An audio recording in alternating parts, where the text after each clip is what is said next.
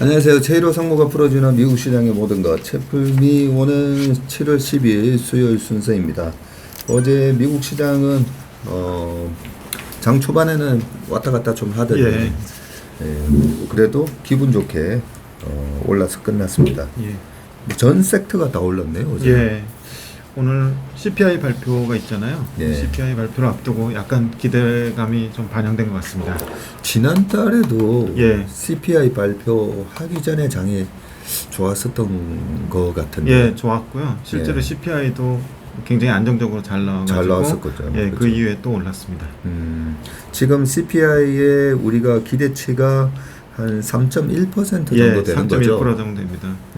그리고 코어 같은 경우는 5% 정도 되고요. 코어가 5%이고 그래서 뭐 3.1% 정도만 나와도 괜찮다. 이런 느낌으로 지금 아직까지 금리 인상을 하는 게 거의 기정사실화되어 있지만 사람들은 거기에 대해서 더 이상 좀 두려워하지 않는 모습이고요.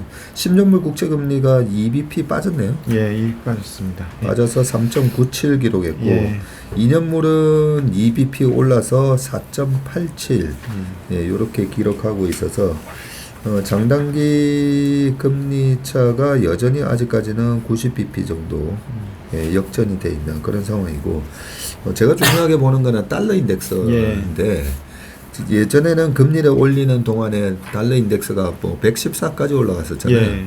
근데 어제도 보니까 달러 인덱스가 0.3% 빠지면서 101.7을 기록을 했습니다. 유가는 20년 평균이 딱 74불인데 지금 74.8에서 20년 평균을 중심으로 왔다 갔다 하고 있어요, 그냥. 그렇습니다. 그런 모습이고 또 하나 체크해 보는 게 이제 비트코인인데 비트코인은 3만 불 여전히 유지하고 있는 그런 모습이고 빅테크들 주식들 쭉 보니까 애플만 소폭 약보합을 보였고 넷플릭스도 0.3% 약보합을 보였지만 다른 빅테크들 다 플러스 전환을 좀 한 상황입니다. 52주 신고가 같은 경우에는 뭐 지금 한 50개 나오고 있네요. 우리 남궁 대리께서 항상 이렇게 52주 신고가를 체크해 주시는데 50개 정도 뭐 많습니다 보니까.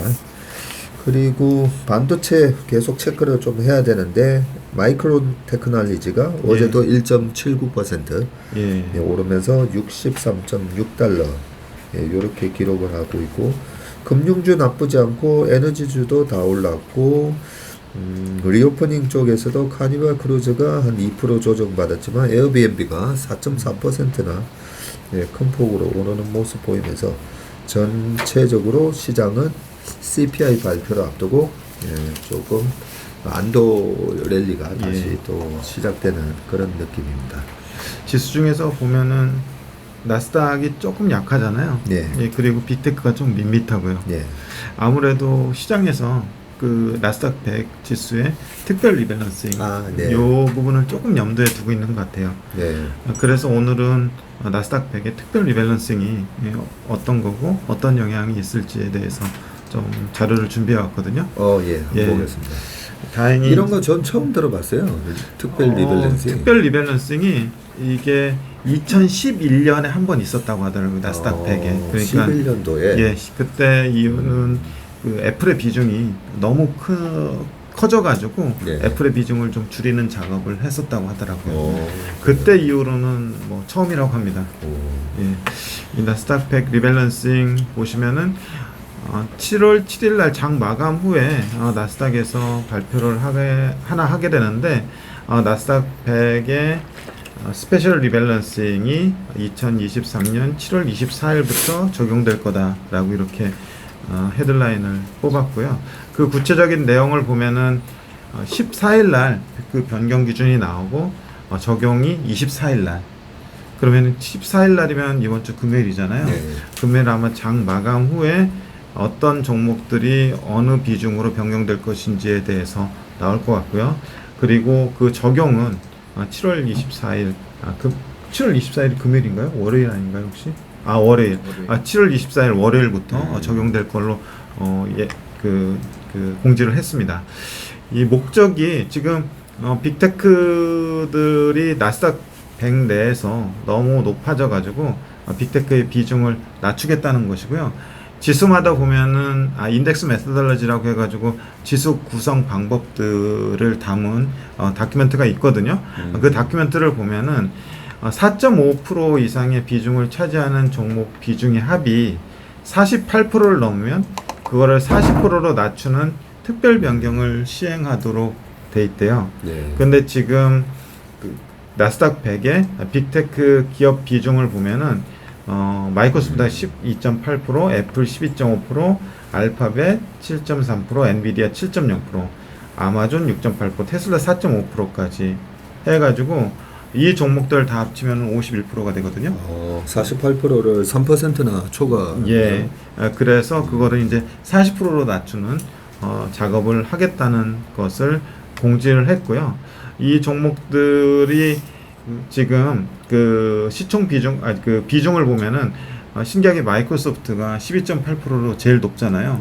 애플보다 높은데 이거는 그 지수 그 종목 비중을 그 산정을 할 때 유동 주식 수를 감안한 시총 가중 방식을 사용하기 때문에 그렇다고 그럽니다. 얼핏 생각해 보면은 버크셔스웨이가 6%를 들고 있잖아요. 예, 그런 이유들도 좀 감안이 된 거 아닌가 싶습니다.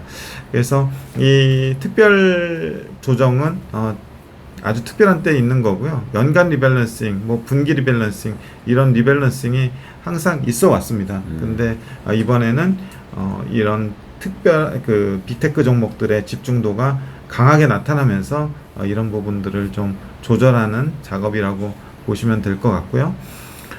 그러면 지금 여기서 과연 나스닥 100을 추정하는 펀드가 어느 정도의 규모를 가지고 있고 이 펀드에서 리밸런싱이 일어날 경우 어떤 규모로 매도가 일어날지 그게 중요한 거잖아요. 그렇죠. 그래서 이제 NH투자증권에 따르면 이 나스닥 100 지수를 벤치마크로 사용하는 펀드 규모가 320빌리언 정도라고 그래요. 와, 320빌리언이면 400조 뭐 요 정도 될 것 같아요.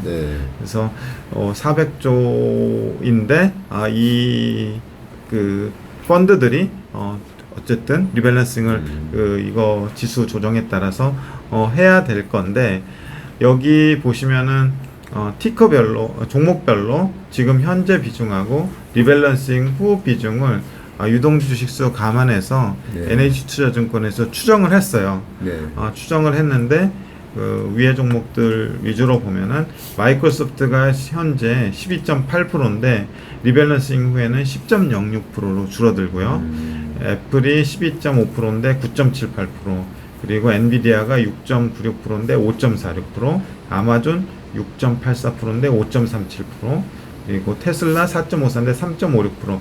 그래서 많게는 뭐 한 2%대 후반, 적게는 뭐 1% 내외 이 정도씩 지금 상위 빅테크 종목들의 비중을 줄여야 되는 그런 상황으로 추정이 되고요. 물론 이 부분은 14일 날 나스닥에서 발표하는 그 계획을 정확하게 좀 알아야지만 되는 건데 일단 그 러프하게 지금 이 정도의 비중 변화가 있을 것으로 추정이 되고 있습니다. 이렇게 되면은 상위 종목들의 비중이 40% 밑으로 내려가게 되는 거죠.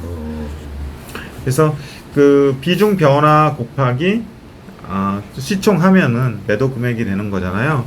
그래서 요 종목들을 보면은 다 그 비중하고 시총을 이렇게 합쳐 보면은 약 한 40빌리언 정도 수준의 매도가 나타날 걸로 예상이 되고 있는데 리밸런싱에 따른 예상 매도 금액 밑에 보시면은 마이크로소프트가 한 8.8빌리언, 그리고 애플이 한 8.6빌리언, 엔비디아가 4.8빌리언, 아마존이 4.7빌리언, 테슬라가 3.1빌리언, 요 한 5종목 위주로 한 많게는 뭐 한 10조 이상씩 매도가 나타나고 적게는 한 4, 5조씩, 6조씩 뭐 이렇게 매도가 나타날 걸로 예상이 되고 있습니다. 그러네요. 예. 야, 일단 마이크로소프트가 나스닥 100에서 1등인지는 몰랐었는데 아까 유동 주식수 때문에 예. 뭐 플로팅 플로팅, 레이트 예, 그렇죠. 뭐 이런 걸로 한다라고 그렇죠. 하니까요. 예. 그게 뭐 말이 되는 게 만약에 대주주가 90%를 주식을 들고 있으면 아무리 예. 시총이 커도 예. 예, 실제로 매매하기가 어렵다 보니까 미국에서는 우리나라 MSCI 뭐 코리아 이런 거 편입할 때도 보면 유동 주식수를 유동주식수를 합니다. 예, 감안하죠. 예. 그래서 마이크로소프트가 1등인데 지금 2.75%를 만약에 줄인다고 하면 예. 총 320빌리언 정도, 예. 한 400조 정도 되는 곳에서 2.75% 줄여야 되니까 예. 그죠? 그러면 4, 32 해가지고 거의 2.75면 1조가 넘는 예. 매도가 나오게 되는 거죠. 예, 그렇죠. 네, 야, 1조. 애플도 그렇고, 엔비디아도 그렇고, 엔비디아는 한 8천억 정도, 뭐 이 정도씩 매도가 나올 수 있는 거다, 그죠? 예. 지금 320빌리언이잖아요. 예. 320빌리언에서 400조에서 전체 비중 변화가 이를테면 마이너스 3%라고 하면은 네. 한 9빌리언 좀 안 되는 수준이죠. 네. 9빌리언 좀 안 되는 수준이니까 이제 8.8빌리언으로 밑을 내려가 보시겠어요, 잠깐? 이렇게 여기 예. 매도 금액이 나오네요. 예, 매도 금액을 이렇게 계산해서 하면은 8.8빌리언. 아유, 그러면 더 크다, 그죠? 예, 더 큽니다. 한 네, 10조 정도. 10조 예. 정도 매도가 예. 나오는 거다, 그죠? 예. 애플도 비슷한 수준이고요. 엔비디아, 아마존, 테슬라. 아마존. 예. 근데 지금 일단은 NH증권에서 요 정도로 추정을 한 거죠. 예, 요 정도로 이래 트림할 거다. 예, 그렇습니다. 근데 이런 걸 조정을 할 때 아주 큰 놈만 왕창 드러내는 건지 요렇게 그 밑에 것도 어떤 기준으로 이렇게 잘라내나 모르겠네요. 아까 이제 4.5% 넘는 이상 비중을 차지하는 종목 비중의 합이 48%를 넘으면은 예. 조정을 한다고 했잖아요. 예. 그래서 이 리스트된 것들이 일단은 지금 나스닥 100에서 비중이 4.5%가 넘는 것들. 예. 그래서 그 유동 주식수를 감안을 하고 비중을 감안해서 안분해서 그 비중 변화를 계산했다고 하는데 제가 볼 때는 거의 정확하지 않을까 싶어요. 왜냐하면 그 과거 이제 사례를 보면은 어떤 경우든지 간에 지수 산정위원회나 이런 데 지수 정하는 데서는 그 변동성을 되게 줄이려고 노력을 하거든요. 그래서 비중 큰 거가 좀 비중 좀 더 덜어내고 비중 작은 거를 좀 덜 덜어내고 하면서 어느 정도 지수의 변동성을 줄이려는 노력을 할 거라고 생각을 하는데 일단 나와봐야 알겠는데 네. 요 정도 수준이면 제가 볼 때는 합리적인 수준이 아닐까 싶습니다. 그러겠는데요. 예. 일단 48%를 넘으면 40%로 조정한다는 거. 예, 그렇죠. 예. 그래서 이 정도씩은 다 팔아야 될 거다라고 예. 돼 있고. 예. 그러면 요렇게 된다라고 가정했을 때 그러면 어떻게 해야 되는가? 예. 예, 투자자 입장에서는 어떻게 해야 되는가? 어떻게 해야 됩니까? 시총 대비 매도 금액을 그래서 제가 계산을 해봤거든요. 시총 대비. 예. 그렇네요 또. 예, 과연 8.8빌리언, 8.6빌리언, 4.8빌리언, 이런 수준이 어느 정도인지. 임팩을 줄지. 예, 그렇죠. 그래서 이런 거 생각하면 될 것 같아요. 어떤 주식이 있는데 갑자기 뭐 블락딜이 있거나 시간에 대량 매매가 있거나 그리고 뭐 할인해서 판다거나 예. 할 때 가만히 생각해 보시면은 굉장히 좋은 기업일수록 할인율이 낮고 또 그 다음날 좀 할인을 해서 가져간 사람들이 좀 판다고 하더라도 좀 빠질 것 같으면은 저가 매수가 좀 들어오잖아요. 그렇네요. 네, 그리고 이제 어느 정도 블락딜의 규모로 매도가 나오느냐 또 문제가 되는 것 같고 그래서 지금 시총 대비 매도 금액으로 보면은 사실은 뭐 애플 같은 건 3트릴리언 달러의 시총을 가지고 있고 아마존도 상당히 높은 시총을 가지고 있는데 시총 비중으로 보면은 애플이 0.29% 마이크로소프트가 0.34%, 구글이 한 0.3%. 그래서 다 한 0.3에서 0.4% 정도의 시총 비중이거든요. 매도되는 금액이 만약 매도 이 추종하는 펀드의 규모가 정확하다는 가정 하에서는. 그래서 제가 볼 때는 이 시총 대비 매도 금액으로 봤을 때는 이 정도 물량을 소화할 수 있는 정도의 어떤 매수에는 충분히 있을 거라고 생각을 하고 있고요. 이미 또 스케줄을 정해서 알려주는 거잖아요. 네. 그 7월 14일 날 금요일 날 발표를 하고 분명히 다음 주부터는 어떤 뭐 이벤트 드리븐을 하려고 하는 투자자들도 있겠죠. 그런 투자자들 내지는 또 저가 매수에 가담하려는 투자자들, 이런 부분들이 좀 어우러져 가지고 매수와 매도가 좀 팽팽히 섞일 것 같다는 그런 생각이 들거든요. 그래서 최종 적용이 지금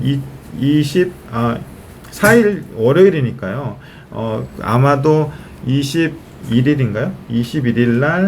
21일 금요일까지는 아마 리밸런싱을 맞추려는 수요가 있을 것 같아요. 예. 그래서 21일 날 뭐 시장이 끝나기 전에 상당한 거래량을 수반하는 거래가 나타날 것 같고요.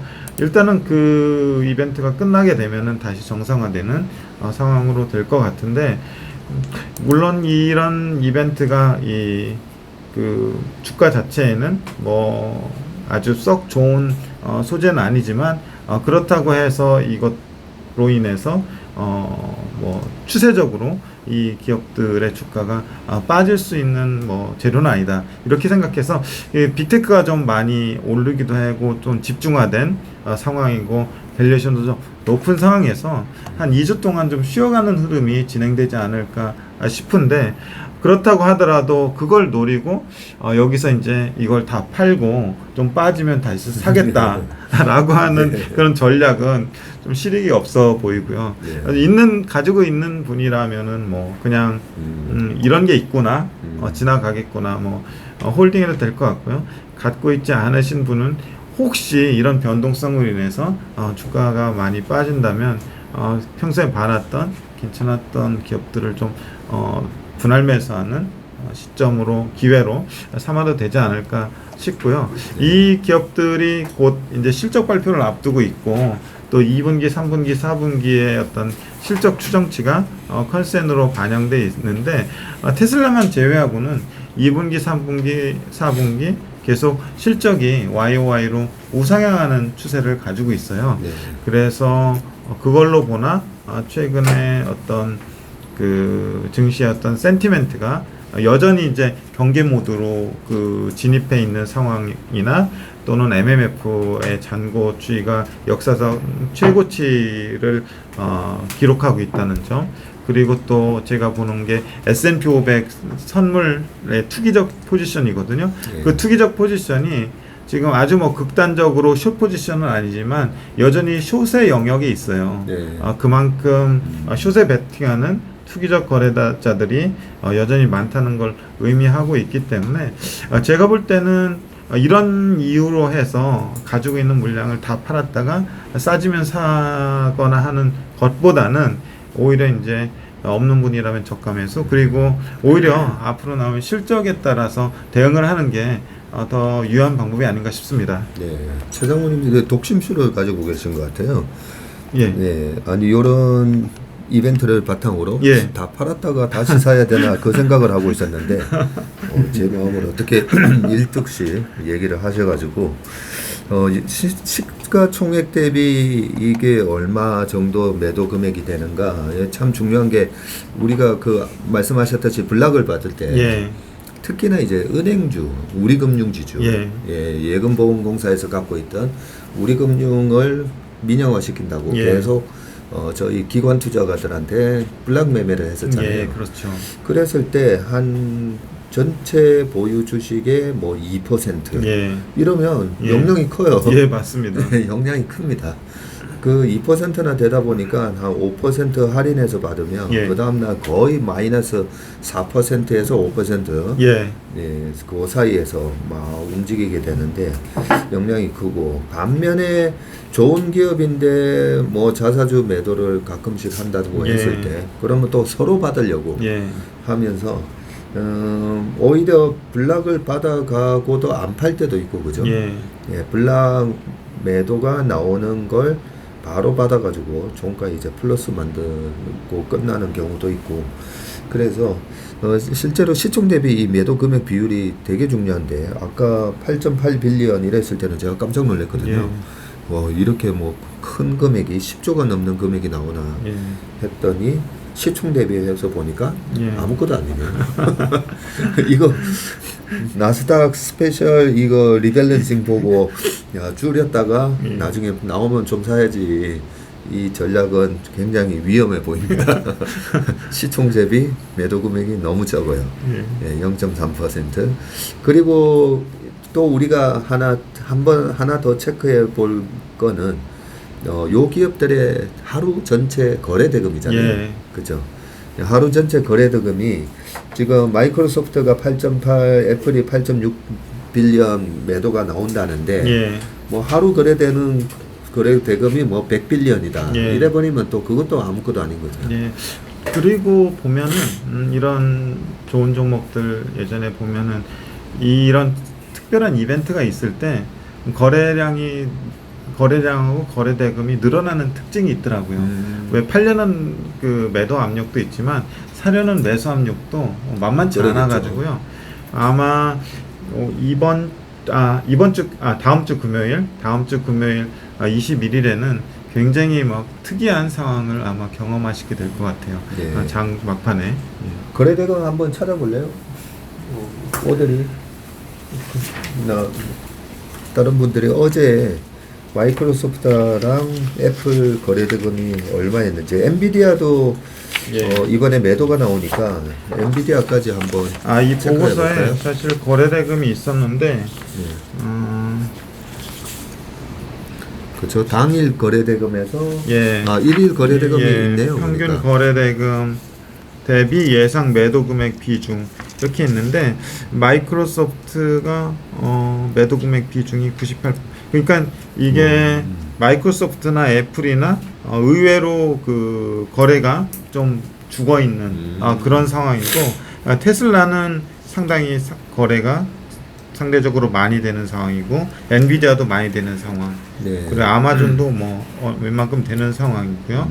근데 애플하고 마이크로소프트는 거래가 상대적으로 엔비디아나 테슬라보다는 안 되는 상황인 건 맞는데, 굳이 이제 제가 이걸 안 넣은 이유가 아까 말씀드렸던 이런 이벤트가 있을 때 매도하려는 압력뿐 아니라 매수하려는 그 주체들도 많을 수 있기 때문에 네. 지금 평상시 거래 대금으로 보기에는 좀 무리가 있다는 생각에서 넣진 않았었습니다. 네.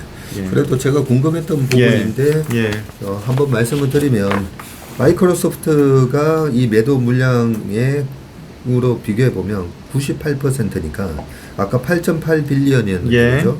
거의 하루 거래 대금이 한 9빌리언 되는가 봐요. 예, 그렇죠. 그렇죠. 9빌리언 정도 된다고 보시면 되고, 애플은 이번 그 매도 금액이 일평균 대비 80%에 해당되니까 네, 8.6%인데 80이니까 하루에 한 11빌리언 정도 예. 거래된다고 보면 되니까, 실제로 이 하루 거래 대금 대비해서 매도 물량이 98% 80%면 좀 규모가 되네요 보니까. 예. 그 다음으로 이제 큰 게 구글이 83% 예, 정도 되고, 아마존도 59%, 예. 엔비디아는 24%네요. 보통 외국인들이 하루 종일 이제 CD 매수나 CD 매도로 팔 때 거래량의 4분의 1 이내에서 팔아달라. 이런 얘기를 많이 하거든요. 당일 거래.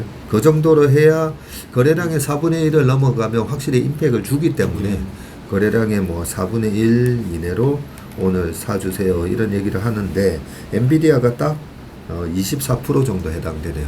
일일 평균 거래 대금의 24% 정도 해당되는 매도가 나올 수 있다 보시면 되고, 아마존이 59%, 테슬라는 8%, 네, 메타는 41%. 이 부분도 예. 참고하시기 바라고요. 그러면 제 머릿속이 또 약간 복잡해져요. 예.